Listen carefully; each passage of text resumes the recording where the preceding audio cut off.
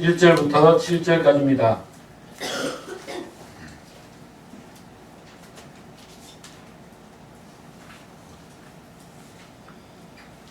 사사기 20장 1절부터 7절입니다. 한 절씩 교독을 하도록 합니다. 1절을 제가 먼저 읽습니다.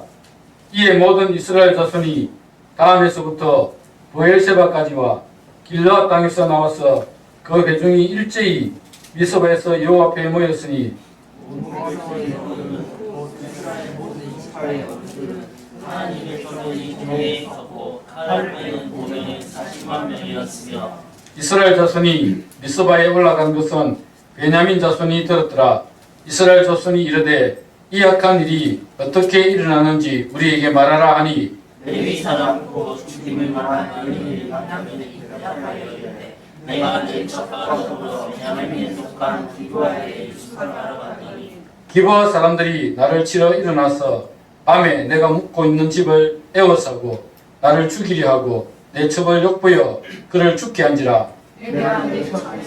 그거 쪼개어 이스라엘 기록에 옥당에 보내나니 이는 그들이 이스라엘에 들어서 민대와 민대를 행하였기 때문이라. 같이 읽습니다. 이스라엘 자손들아 너희가 다 여기 있은즉 너희 의견과 방책을 낼지라 하니라. 아멘. 오늘 말씀의 제목은 이스라엘 중에서 악을 제거해버리라, 이런 말씀의 제목입니다. 우리가 사사기서를 계속 살펴보고 있는데 이제 거의 막바지에 다다랐습니다. 다음 주 되면 이제 사사기는 끝이 납니다.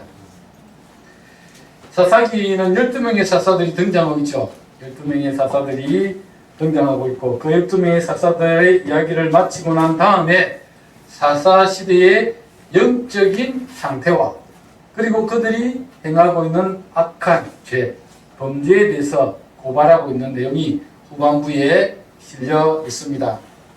지난 시간에는 영적으로 타락했던 이스라엘이 성적으로도 타락했음을 우리가 살펴보았습니다. 19장을 시작하면서 이스라엘에 왕이 없을 그때라고 하며 왕이라고 하는 구심점이었던 시대에 사람들은 자기의 생각에 옳은 대로 행하였다라고 말씀하고 있습니다. 지난 시간에 내용을 잠시만 요약하면 이렇습니다. 에브라임 산지 구석에 살고 있었던 한 레위인이 첩을 맞아들였습니다. 첩을 맞아들여서 첩과 함께 살고 있었는데 여러분, 레위인이 그렇게 할 레위인이 첩을 둔다는 것도 좀 문제이긴 하지만 그 첩도 문제가 있었죠. 그 첩이 바람이 났습니다. 바람이 나가지고 행음하고 남편이 두려워서 어디로 도망갔습니까? 친정집으로 도망을 가버렸습니다. 시작부터 막장 드라마이죠. 그러나 남편은 첩을 잊지 못했고 그래서 유대 베들레헴으로 첩을 찾으러 갔습니다. 첩의 집에 이르러서 장인이 반갑게 맞이하니까 4일 동안은 첩의 집에 있었죠.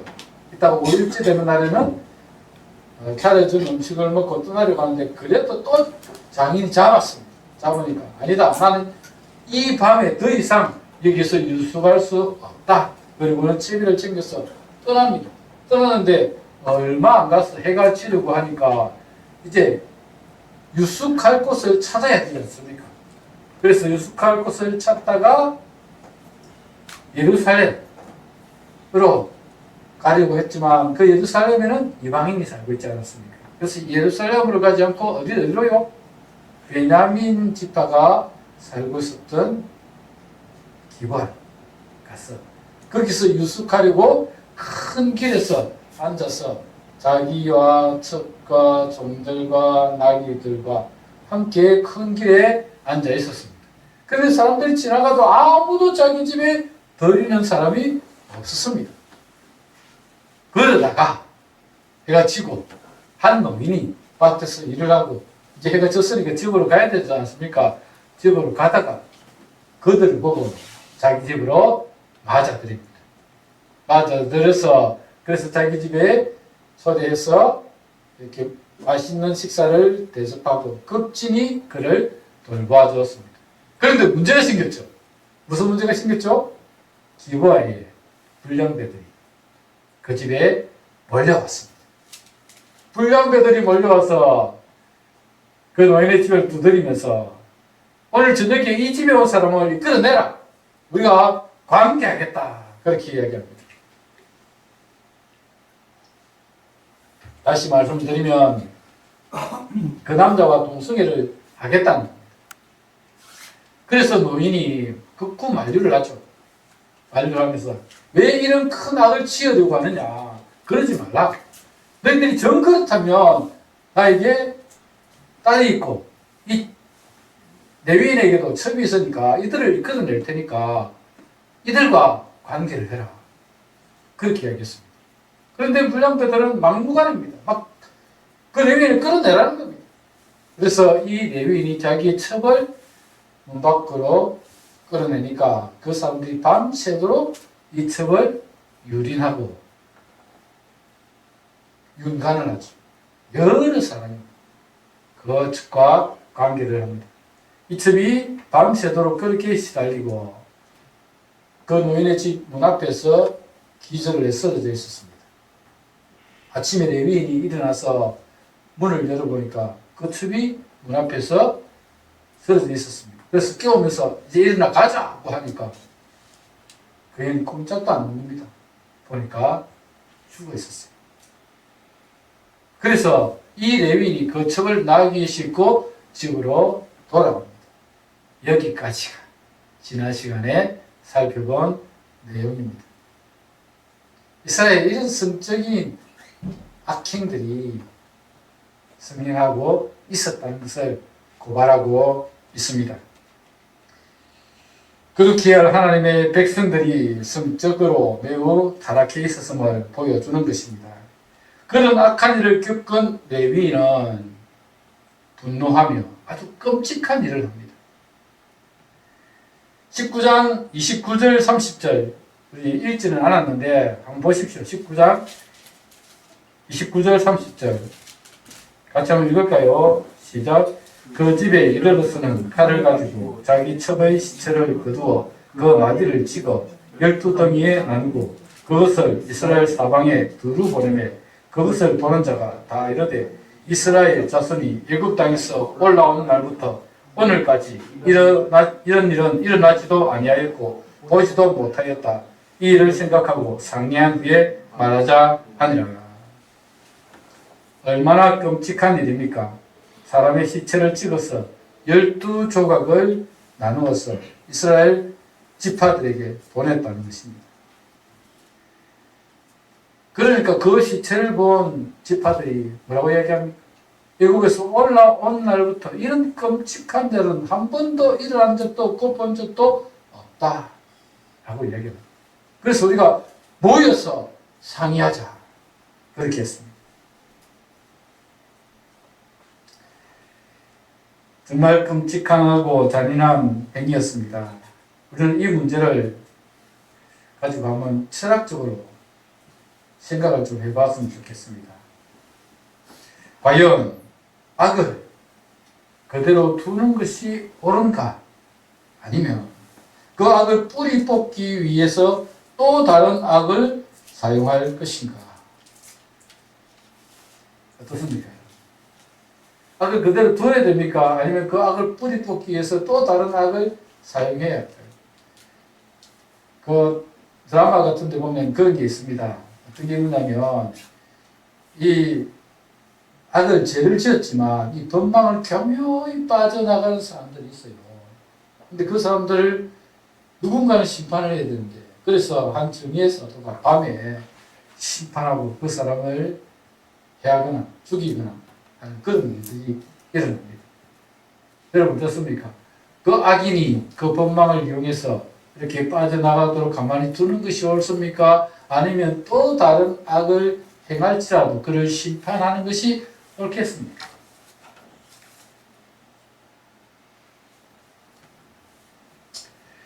이것은 이 드라마에서만 나오는 게 아니라 사실은 역사적으로 그런 일들이 참 많이 일어났습니다. 예를 들면 십자군 전쟁 같은 것들이 그렇습니다. 십자군 전쟁은 11세기 말에서 13세기 말 사이에 서유럽의 기독교인들이 선지 팔레스틴과 예루살렘을 이슬람 교도들로부터 탈환하기 위해서 8차례에 걸쳐서 감행한 전쟁입니다. 여러분, 당시에 팔레스틴은 이슬람 세력들이 점하고 있었습니다. 알고 계시죠? 중세 역사들 보면 이스라엘 폐망한 이후에 이슬람 세력들이 다 들어와서 거기에 살고 있었습니다. 그런데 그 예루살렘을 성지지 않습니까? 그 예루살렘을 탈환하기 위해서 유럽의 천주교, 기독교가 전쟁을 시작한 것입니다. 과연 이슬람 교도들을 몰아내기 위해서 무력을 사용하는 것이 옳은가에 대한 의문이 남게 된다는 것입니다.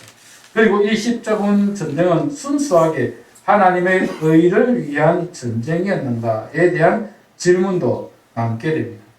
사실 이 십자군 전쟁은 인간의 야망을 채우기 위한 수단으로도 사용이 되었다는 것입니다. 교황은 자신의 권력을 유지하기 위해서 이 십자군 전쟁을 이용했습니다. 십자군 전쟁은 1095년 교황 우르반 2세가 그레르몽 홍위에서 1차 십자군을 소환하는 것을 최초의 십자군으로 봅니다. 우르반 2세의 대전략은 아마 1054년 동서교회 분열 이래로 분열되어 있던 교회가 분열되었습니다. 어떻게 분열됐습니까? 동방교회는 정교회라고 이름 붙였습니다. 서방교회는 가톨릭이라고 이름 붙였습니다. 동방은 정교회. 왜 정교회라고 이름 붙였느냐?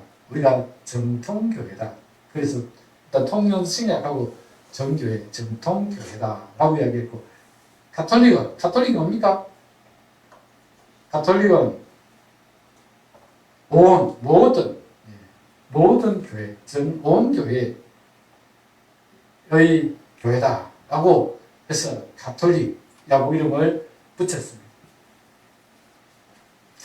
그래서 이 우르반 2세가 이 분열되었던 동방정교회와 서방의 가톨릭 교회를 자기가 통합을 해가지고 그래서 하나의 교회로 만들기 위해서 십자군이라고 하는 전쟁을 통해서 하나로 묶으려고 했습니다.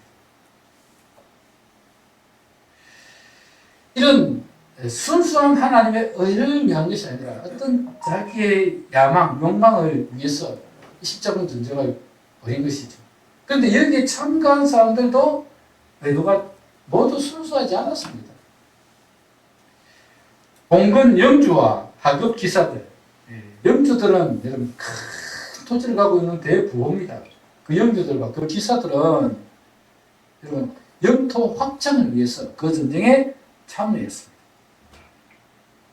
그리고 상인들은 경제적 이익에 대한 욕망이 있었기 때문에 더 많은 돈을 벌려고 그 전쟁에 참여했고, 또한 농민들은 봉건 사회의 중압으로부터 벗어나려는 희망에서 저마다 이 십자군 원정에 참여하게 되었습니다.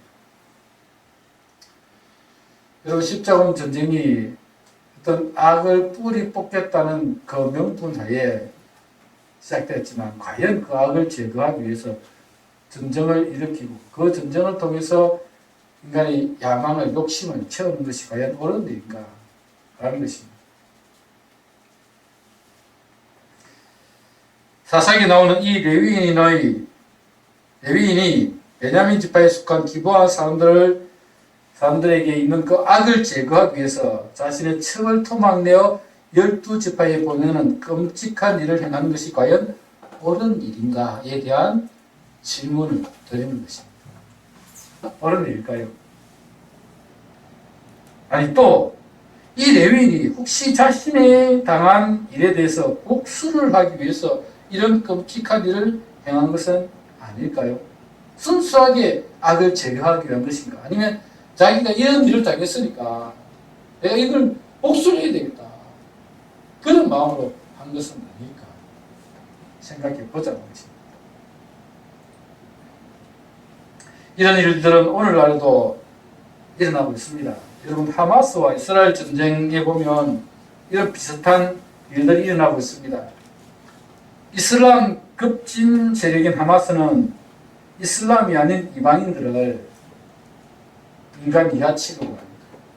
특히 여성들이 단정하지 못하고 하면 성폭행을 하거나 이래도 그 죄가 되지 않습니다. 그 사회는. 그래서 하마스가 이스라엘의 전쟁을 위해서 제일 먼저 했던 일이 뭡니까? 사람들을 납치하는 것입니다.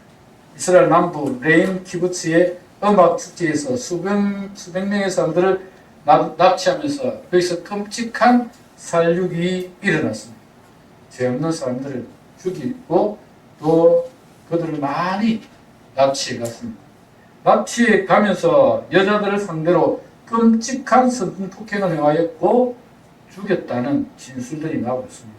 심지어는 여러 사람이 성폭행을 하고 여자의 가슴을 도려내는 일도 있었다는 것을 증언하는 일들이 일어났습니다. 하마스 입장에서 본다면 자기들이 정의를 위해 무력을 사용하는 것은 정당하다고 생각할 수 있습니다. 과연 자신들의 정의를 위해서 무력을 사용하는 것이 정당한 일일까요?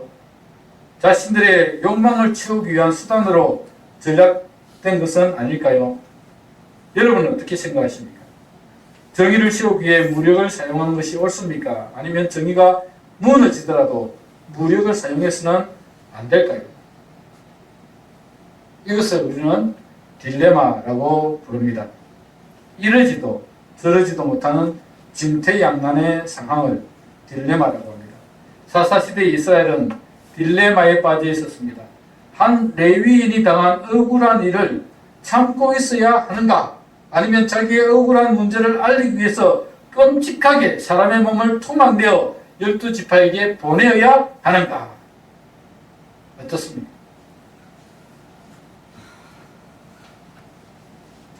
하나님이 보시기에는 둘 다 옳은 일은 아닌 것 같습니다. 그러면 왜 이런 일이 발생했습니까? 이 모든 일은 그런 억울한 일을 해결해 줄 수 있는 왕이 없었기 때문에 생겨난 일입니다.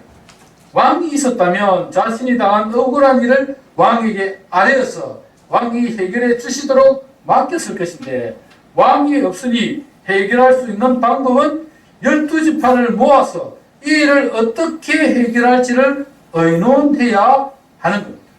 그래서 오늘 본문 4절에서 7절에 보면 이렇게 기록되어 있습니다. 한 번 더 읽읍시다. 4절에서 7절 한번 읽어봅시다. 시작.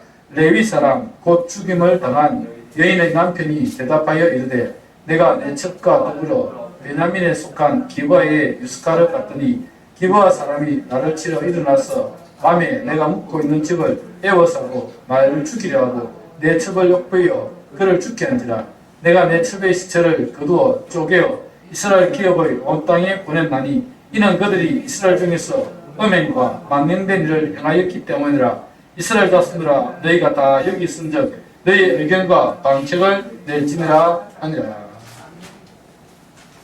이렇게 문제를 해결할 왕이 없었기 때문에 그들은 이스라엘 지파들을 모아야 했습니다. 모아서 그들이 의논을 하고 그래서 이 문제에 대해서 이 악에 대해서 어떻게 벌을 내릴 것인지 어떻게 해결할 것인지에 대한 방책을 내어야 했던 것입니다. 그래서 이스라엘 온 내중이 어디에 모였습니까? 미스바에 모였다. 그렇게 말씀합니다. 미스바 회의 결론이 뭡니까? 미스바 회의 결론은 악을 행한 기브아 사람들을 진멸하자라는 것입니다. 그래서 미스바에 모인 이스라엘 사람들이 이스라엘 연합군이 사람을 보냅니다. 베냐민 지파에 사람을 보내서 너희 가운데 있는 이 악을 행한 사람들, 기브아 사람들 수십 명이 악을 행하였으니 그들을 이끌어내라. 그러니까 그들을 죽였어. 악을 제거하겠다. 라고 이야기를 했습니다. 베냐민 지파가 그들을 내줬을까요? 내줬으면 성경에 기록되지 않았을 겁니다. 안 내줬습니다. 자기 형제고 자기 동족인 이 기브아 사람들, 베냐민 사람들을 내어주는 대신에 전쟁을 하겠다고 전쟁을 선포하는 거예요. 오늘 본문 12절부터 14절을 보시면 이렇게 기록되어 있습니다. 이스라엘 지파들이 베냐민 온 지파에 사람을 보내어 둘러 다니며 이르기를 너희 중에서 생긴 이 악인이 어찌 됨이냐. 그런즉 이제 기브아 사람들 곧 그 불량배들을 우리에게 넘겨주어서 우리가 그들을 죽여 이스라엘 중에서 악을 제거하여 버리게 하라 하나 베냐민 자손이 그들의 형제 이스라엘 자손의 말을 듣지 아니하고 도리어 성읍들로부터 기브아에 모이고 나가서 이스라엘 자손과 싸우고자 하니라. 드디어 전쟁이 시작됩니다. 이 전쟁의 목적이 무엇입니까? 이 전쟁은 악을 행한 기브아의 불량배들을 죽여서 이스라엘에서 악을 제거하는 것이 목적입니다. 그러나 베냐민 지파는 자기 형제인 기브아 사람들을 내어주기를 거부했기 때문에 이제는 이스라엘 10지파와 베냐민 지파의 전쟁이 시작된 것입니다. 악을 제거하기 위한 것이었는데 부족 전쟁으로 발전한 것입니다. 과연 이 전쟁에서 승자가 있을까요?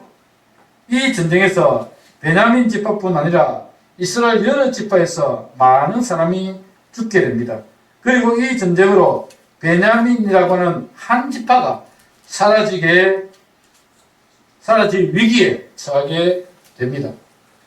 같은 하나님의 백성들, 하나님의 자손들, 동족끼리의 전쟁이었습니다. 이스라엘 자손이 악을 제거하기 위해서 베냐민과의 전쟁을 하는 일은 하나님이 기뻐하는 일이었을까요?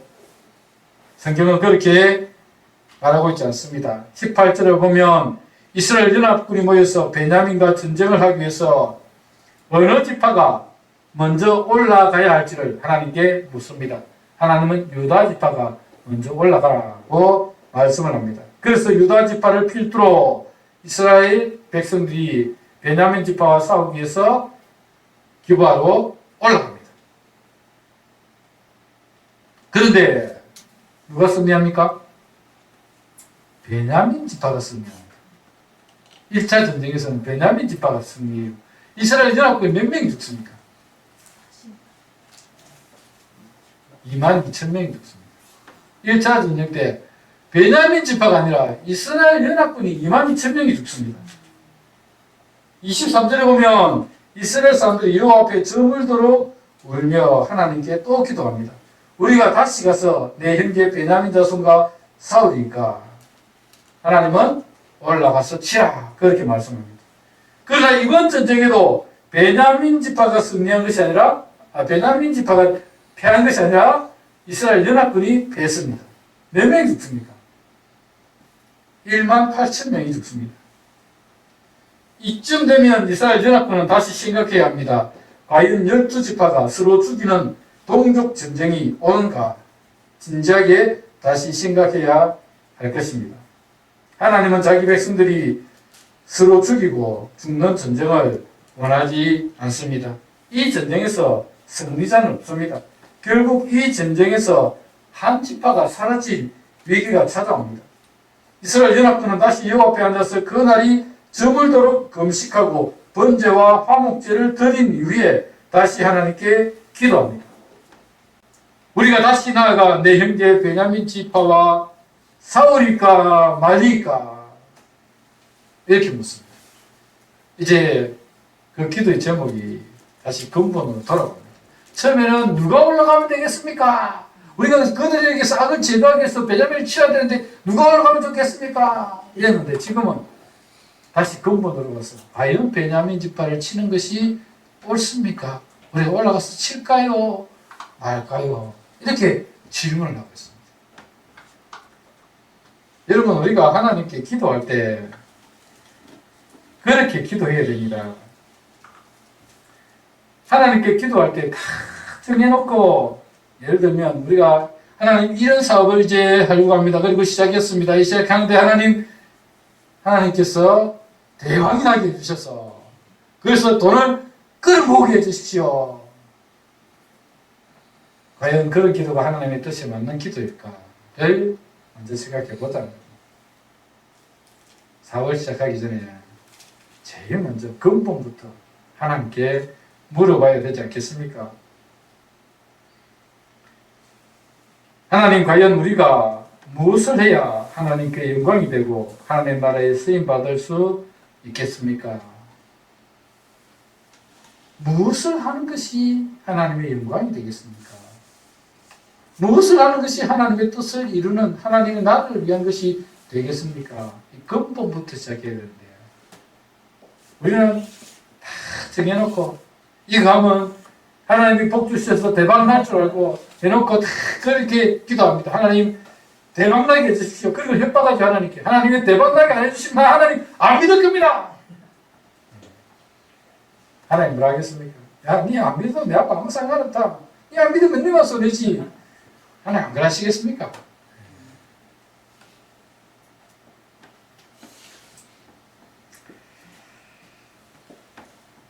우리가 기도할 때 정말 하나님의 뜻을 구하는 기도를 제일 먼저 하는 것이 중요하다고 생각이 듭니다.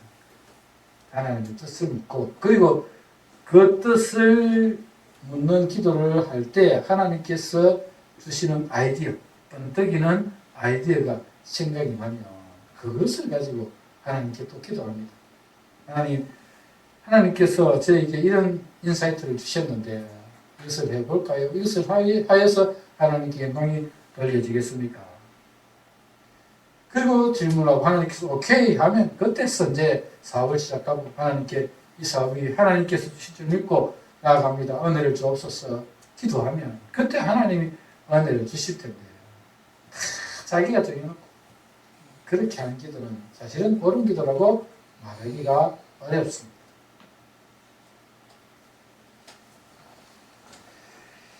오늘 보면 이스라엘 연합군이 세 번째 만에 하나님께 근본적인 질문을 했습니다. 우리가 베냐민과 전쟁을 하는 것이 옳습니까? 베냐민과 사울일까 말일까? 라고 질문합니다. 하나님의 대답이 무엇입니까? 올라가서 전쟁을 하라는 것입니다. 이스라엘 가운데 악을 제거하기 위해서 전쟁을 허락하셨습니다. 드디어 이스라엘 연합군이 베냐민을 쳐서 그 성을 무너뜨립니다. 베냐민과 기브아 군사들의 수가, 전쟁에 나온 군사들의 수가 몇 명이었을까요? 26,700명이었습니다. 베냐민 지파가 26,000이고 기브아에서 온 사람들이 700명이라고 성경에 기록하고 있습니다. 그래서 25,700명인데 그런데 이 전쟁에서 사망한 베냐민 사람들이 몇 명입니까? 35절 보십시오. 35절 보시면 여호와께서 이스라엘 앞에서 베냐민을 치심에 당일에 이스라엘 자손이 베냐민 사람 25,000명을 죽였으니 다 칼을 빼는 자였더라. 몇 명 죽었다고요?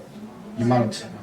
26,700명에서 25,000명이 죽었으니까 몇 명 남았습니까? 1,700명 남았죠.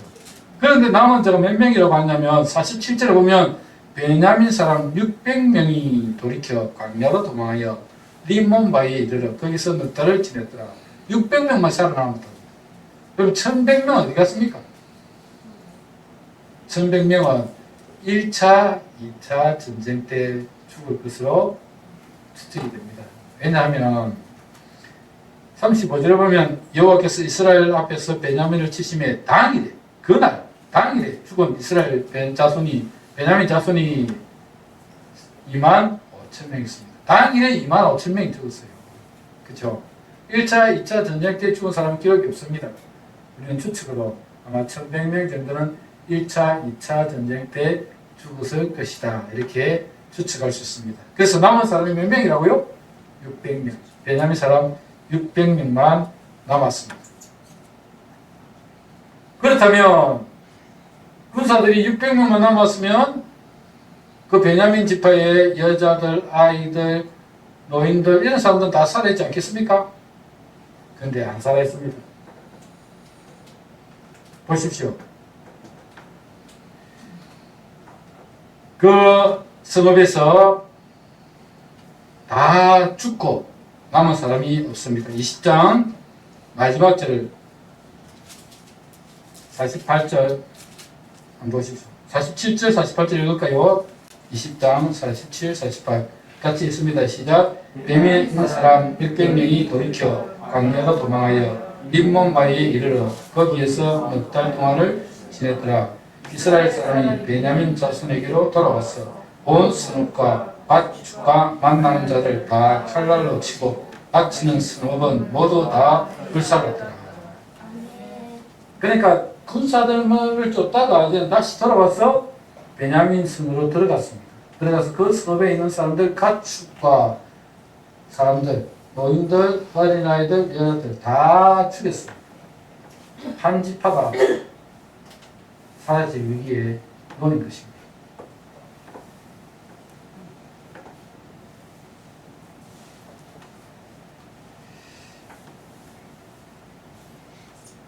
과연 여러분 이 전쟁에서 누가 승리하였다고 말할 수 있습니까? 이스라엘 연합군도 상당히 많이 죽었죠. 몇 명 죽었습니까? 첫 번째 전쟁에서 22,000, 두 번째 전쟁에서 18,000, 4만 명이 죽었어요. 3차 전쟁에서는 베냐민 사람 몇 명이 죽었죠? 당일에 25,000명이 죽었어요. 그 1차, 2차까지 다 합치면 26,100명이 죽었어요.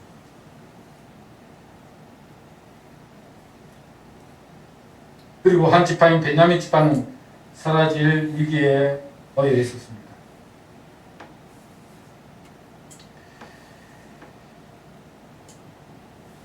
여러분, 정말 이런 서로 같은 동족끼리 죽이는 이 전쟁이 과연 어떤 일일까를 우리는 여기에서 계속 질문을 던지고 있습니다. 과연 이렇게 전쟁이 확산되지 않고 마무리될 수는 없었을까? 없었을까요? 분명히 있었을 것이라고 생각이 듭니다.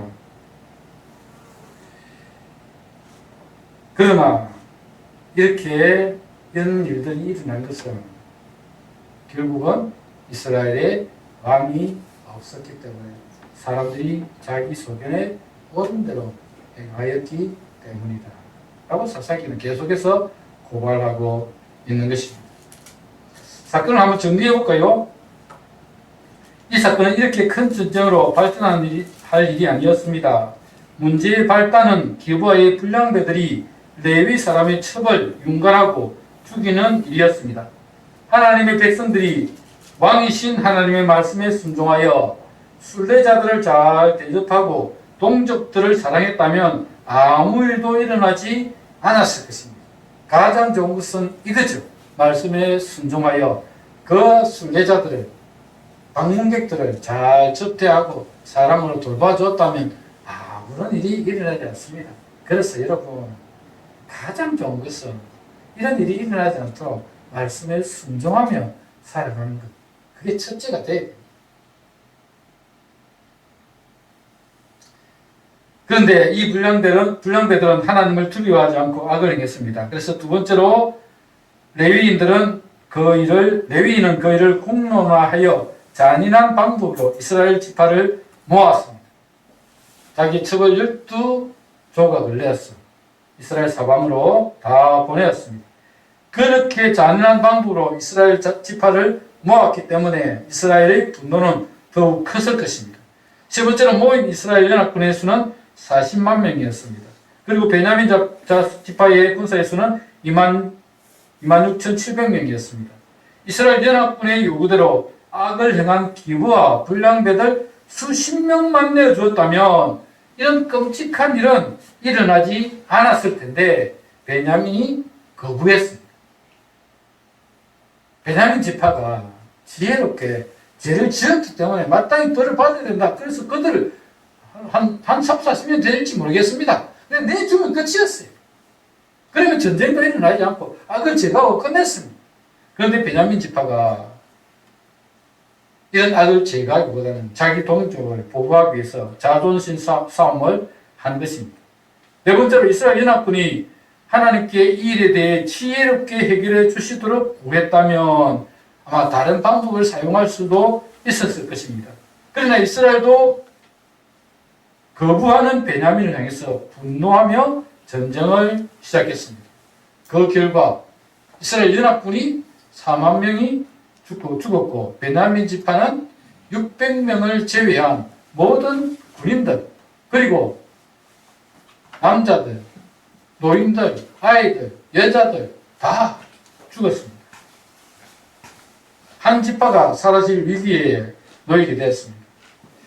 하나님은 자녀된 우리가 하나님의 거룩한 백성이 되기를 원하십니다. 왕이신 하나님의 말씀에 순종하며 살아가면 굳이 왕이 없어도 이런 문제는 일어나지 않았을 것입니다.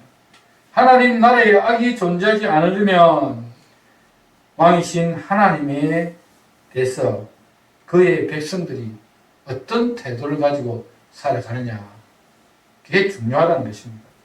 우리는 하나님을 왕으로 모시고 그분의 말씀에 순종하며 살아가는 믿음이 필요합니다. 인간의 욕망과 자신의 유익을 위해 불순종의 길을 가면 결국은 이런 큰 위기를 맞이할 수밖에 없습니다. 혹시 우리 가운데 악이 발생하면 우리는 지혜롭게 이 악을 제거해야 합니다. 자칫하면 감정싸움으로 번질 수 있고, 감정싸움은 결국 하나님의 나라를 무너뜨릴 수 있습니다. 여러분, 우리 교회는 정말 좋은 교회이기 때문에 싸움이 전혀 일어나지 않습니다. 그런데 어떤 교회는 진짜 감정싸움 때문에 화가 나눠져서 진짜 치고받고 싸우는 교회들도 있습니다.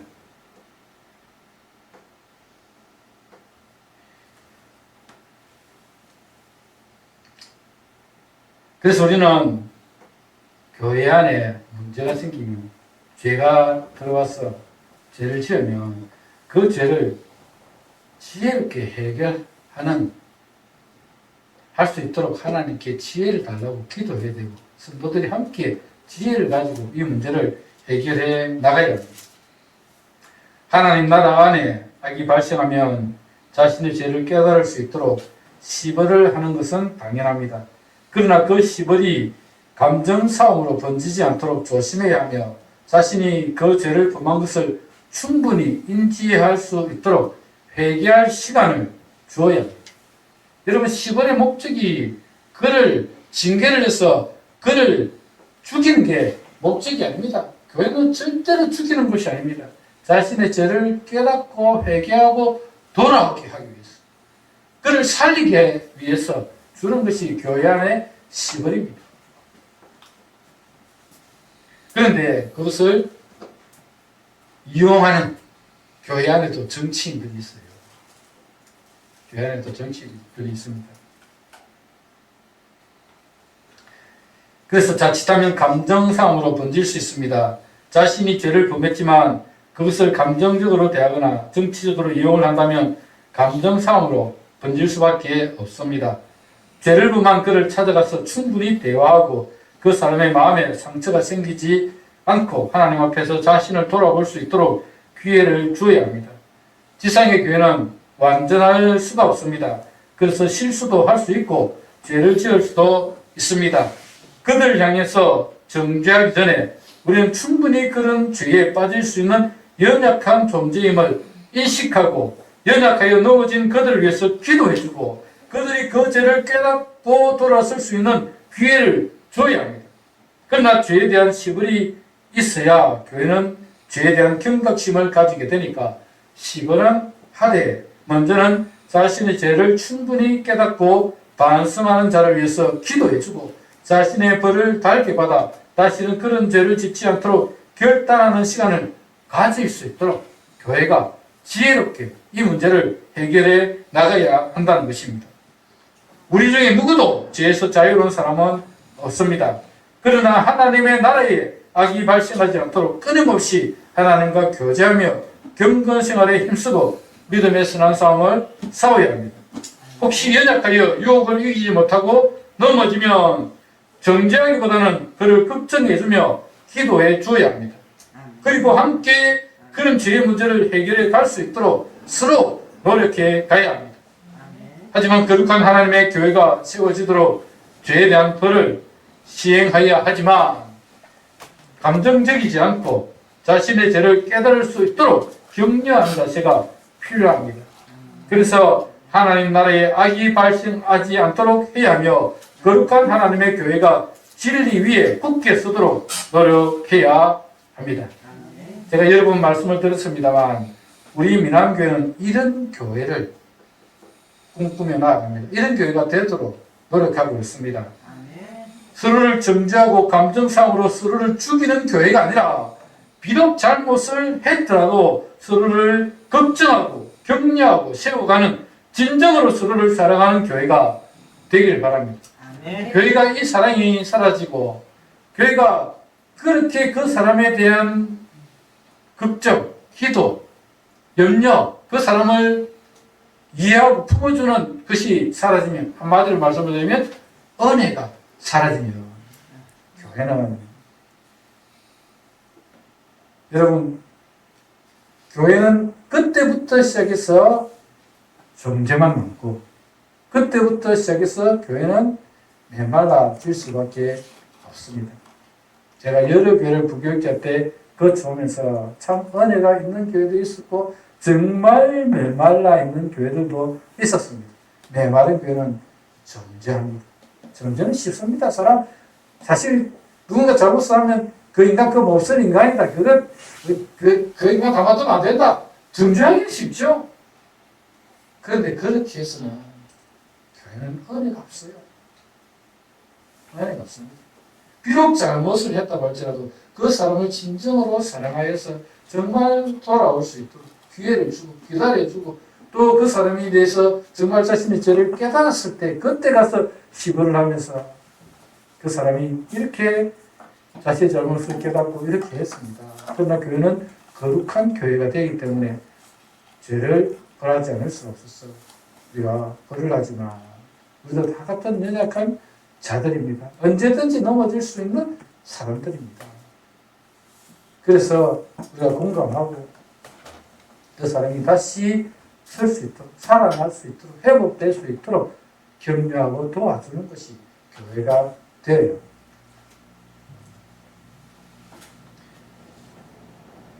교회 안에 은혜가 사라지고 용서가 사라지고 자비가 사라지면 교회는 비판과 정죄만 남게 됩니다. 그렇게 은혜가 사라진 교회는 너무 메마르고 삭막해집니다. 우리 민안교회는 은혜가 있는 교회를 꿈꾸고 있습니다. 우리 민안교회는 은혜가 있고 용서가 있고 자비가 있는 거룩한 하나님의 교회가 되기를 소망합니다. 그런 교회를 우리가 함께 세워가도록 노력해야 되고 그렇기 위해서는 우리 성도들을 정말 서로 사랑해야 됩니다. 진심으로 사랑해야 됩니다.